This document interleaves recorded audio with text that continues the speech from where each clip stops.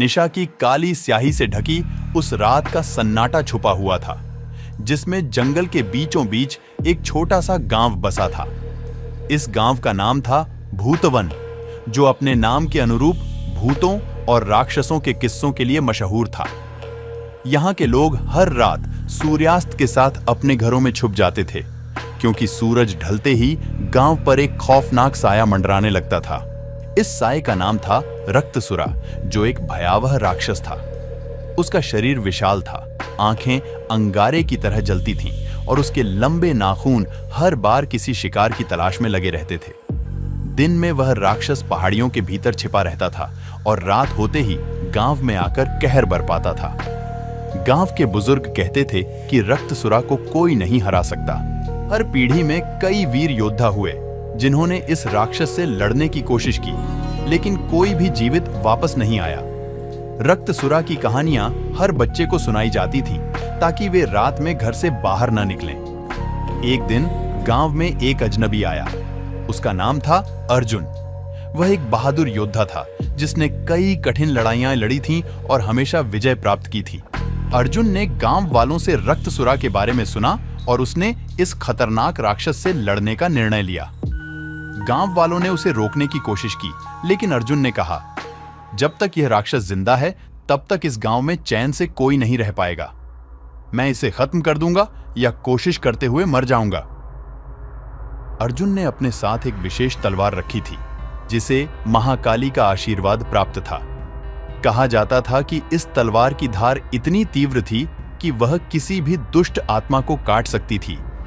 अर्जुन ने सूर्यास्त का इंतजार किया। जैसे ही अंधेरा छाया, वह पहाड़ियों की ओर चल पड़ा। पहाड़ियों के पास पहुंचते ही उसे एक गुफा दिखाई दी, जिसमें से डरावनी आवाजें आ रही थीं। अर्जुन ने अपनी तलवार को कसकर पकड़ा और गुफा के अंदर कदम रखा। गुफा के अंदर का दृश्य दिल दहलाने वाला था। चारों ओर खून के निशान और हड्डियों के ढेर लगे थे। अर्जुन ने अपने मन को मजबूत किया और आगे बढ़ा। अचानक एक जोरदार गर्जना सुनाई दी और रक्तसुरा उसके सामने आ गया। उसकी आंखें आग की तरह जल रही थीं और उसकी पूरी काया गुस्से से कांप रही थी। अर्जुन और रक्तसुरा के बीच भीषण लड़ाई शुरू हो गई। रक्तसुरा की ताकत और क्रूरता के सामने अर्जुन की वीरता भी कम पड़ने लगी, लेकिन अर्जुन ने हार नहीं मानी। उसने अपनी तलवार से रक्तसुरा पर प्रहार किया, लेकिन राक्षस की चमड़ी इतनी कठोर थी कि तलवार का असर नहीं हुआ। अर्जुन ने अपने चारों ओर नजर दौड़ाई और देखा कि गुफा के भीतर एक पवित्र जलाशय था।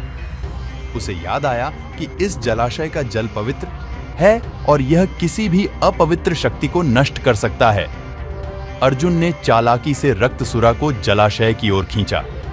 जैसे ही रक्तसुरा ने अर्जुन पर हमला किया, अर्जुन ने उसे जलाशय में धकेल दिया। पवित्र जल के संपर्क में आते ही रक्तसुरा चीखने लगा और उसकी शक्ति धीरे धीरे खत्म होने लगी।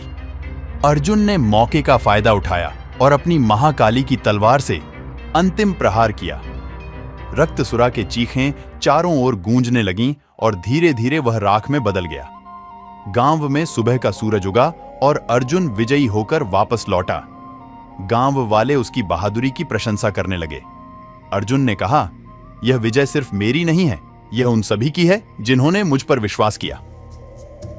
गांव वाले अब निश्चिंत होकर रात को सो सकते थे, क्योंकि रक्तसुरा का आतंक हमेशा के लिए खत्म हो चुका था।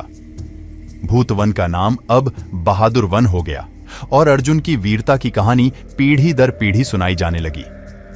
इस कहानी ने गांव वालों को सिखाया कि चाहे कितनी भी बड़ी मुसीबत क्यों ना हो, अगर हिम्मत और विश्वास हो तो उसे हराया जा सकता है।